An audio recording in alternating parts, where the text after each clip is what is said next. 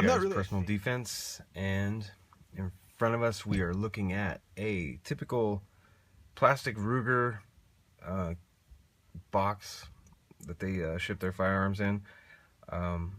Specifically, I think this is pretty much the box that they ship and store all revolvers in, regardless of the barrel length, size, and everything. Kind of lame on Ruger, but whatever. Anyway, what's more important is what's inside, and let's take a look at that.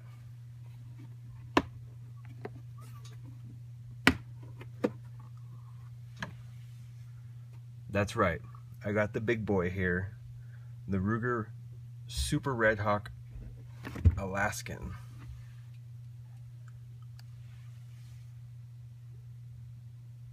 Chambered in .44 Magnum.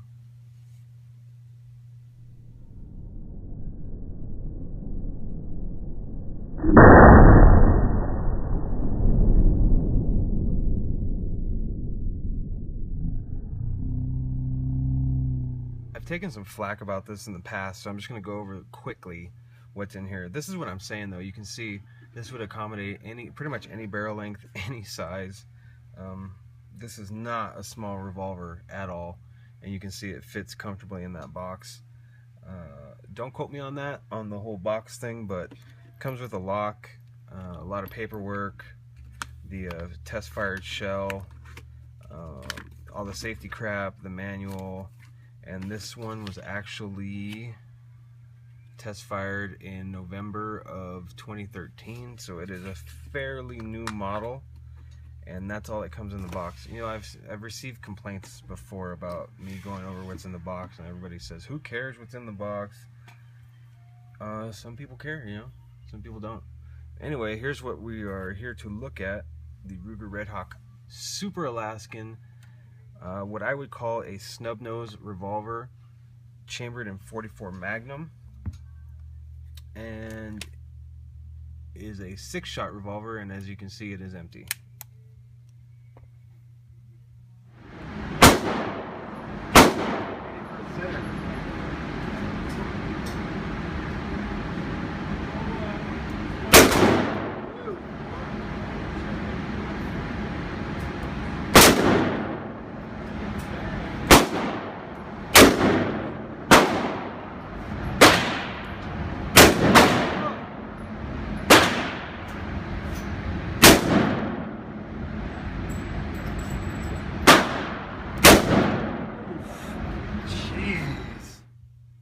I had wanted one of these for a long time.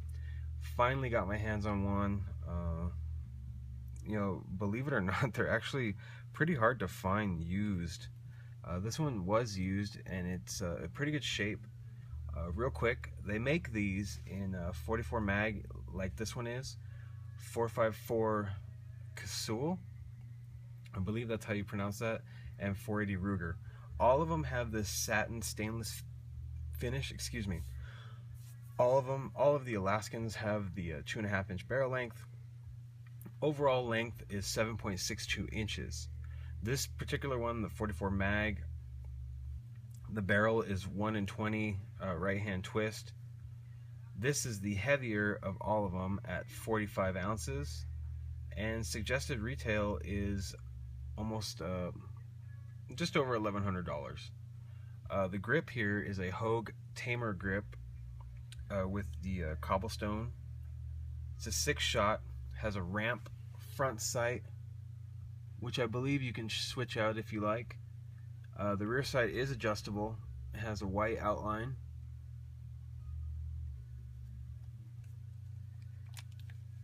And as I mentioned before, it is a 6-shot. One of the most impressive things about this revolver is looking down this end of it.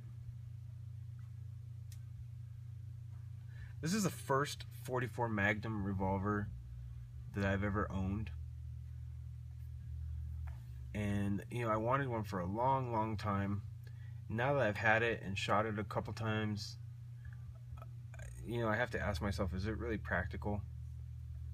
I know what it's meant for is it's meant to be a pack gun, you know, obviously in Alaska, or somewhere where you're going to encounter a large game animal, something, you know, bear, I don't know, mountain lion, something big like that, where you need to, you know, something small that you can pack easily, yet packs enough punch to down one of these things. Just from shooting this does pack a lot of punch. It's not as bad as some people would make it out to be.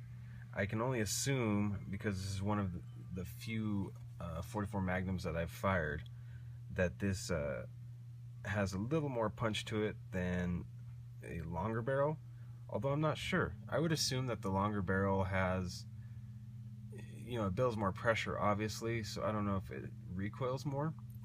The Hogue grip does a great job of taming that recoil, however, and if you can see here, here's the back of the revolver, and there's a good, you know, amount of padding right there for your hand, and you really need that when you're firing this thing.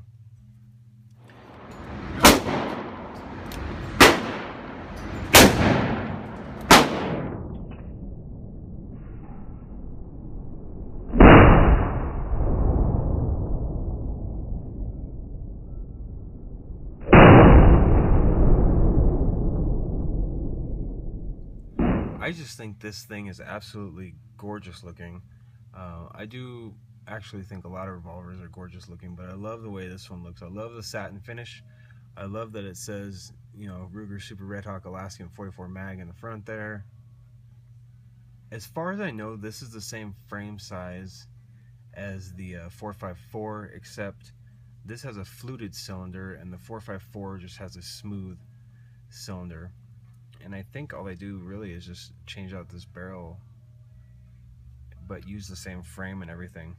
If you've ever seen a Redhawk, it looks basically like this, except it has kind of a skinny barrel sticking out of here. So, and from what I've heard, people were cutting those barrels down long before they came out with this thing. You know, cutting them down to right here just to make it easier to pack. I fired it, my dad fired it, my wife fired it. You know, it's not for the novice, but it's also not ridiculous that, you know, you can't handle it. It does, as I mentioned, has a Hogue grip with the traditional Hogue cobblestone texture to it. Took a lot of shots with this thing, and I'll roll some of that shooting footage right now.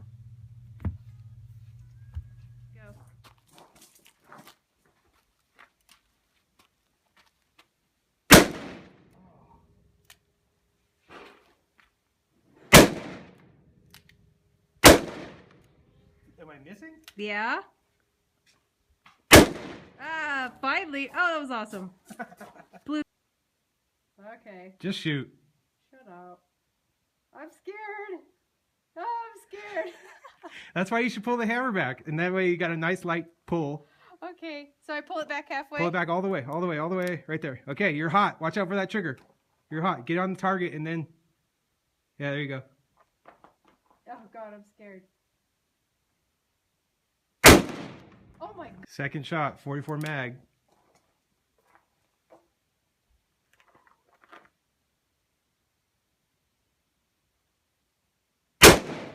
You know, at first I was really scared to shoot this one-handed, but it wasn't that bad after I did it. You can see it recoils quite a bit. Here's a 240 grain 44 Magnum soft point. Quite a large round when you're looking at these things. You know, I really, like I mentioned before, I really wanted one of these, and now that I have one, I question the for my purposes, I question the practicality of it. It's almost like a novelty, you know. It's kind of like, I'm never gonna, I don't know, I guess if I go camping or something, but you know, in my everyday life, okay, here's how dumb I am. I thought that I was going to be able to conceal carry this thing. I thought, yeah, I'll get that thing and I'll conceal it and I'll carry that around and, you know, I'll be cool. But there's no way. It's just so heavy. I think it weighs right at 3 pounds. It's a heavy revolver. Everyone that has picked it up has said, oh my God. It is literally a hand cannon. sounds like a hand cannon when this thing goes off, and it's just not practical for concealed carry. For everyday carry outside the waistband, I don't even know. I mean, it's heavy, man. I don't know if you could really deal with carrying this thing all day. I know Ruger makes that chest holster that holds 6 extra rounds, I believe, and you can go hiking with that. You know, I guess if I was going to go hiking in the woods or in the foothills here, I would probably take this just because I would be satisfied with the amount of firepower I have, and it's small enough to maneuver around and pack easily. But like I said, it's more of a novelty to me now. I almost thought that I couldn't live without it, and I guess it makes an effective home defense. I don't even know if it makes an effective home defense, you know.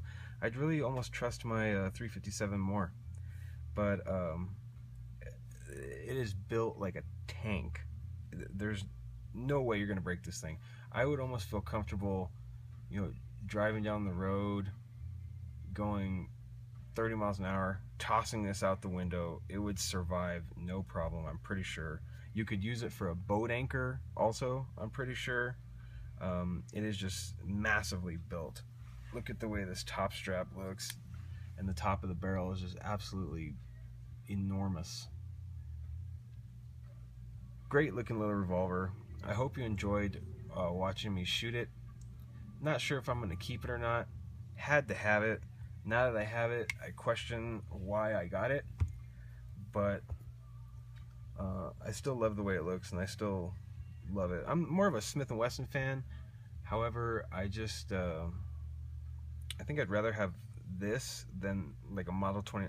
I'd rather look at a Model 29 and shoot this, if that makes sense. But anyway, this is the Ruger Super Redhawk Alaskan 44 Magnum 6-shot revolver, Hogue Tamer monogrip, which is a necessity. I've seen guys who switch out the grips for wooden grips, and I just think to myself, why? Why did you do that?